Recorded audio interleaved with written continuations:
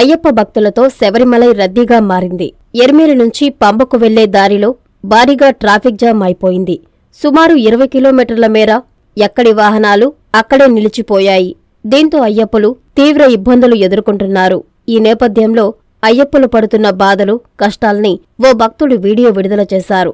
వాళ్లు పడుతున్న బాధల్ని ఆ అయ్యప్ప మాటల్లోనే విందాం. స్వామి శరణం, స్వామి శరణం, స్వామి శరణం.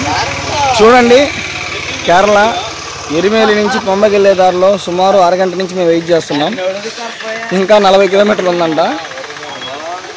ఆల్మోస్ట్ 20 గంటలు ట్రాఫిక్ ఆగుందండి. ఇదిగోండి మా కన్నస్వామి, పాపం దేవుణ్ణి చూద్దామని చెప్పేసి ఎన్నో ఆశలతో వచ్చాడు.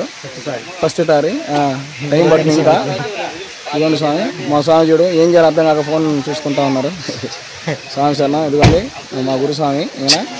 ఇంకా బస్సులో చాలామంది ఉన్నారండి. ఇది పరిస్థితి, ఒక్కసారి చూడండి స్వామి.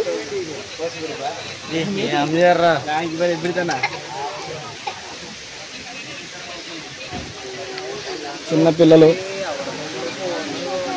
చాలా చిన్నపిల్లలు.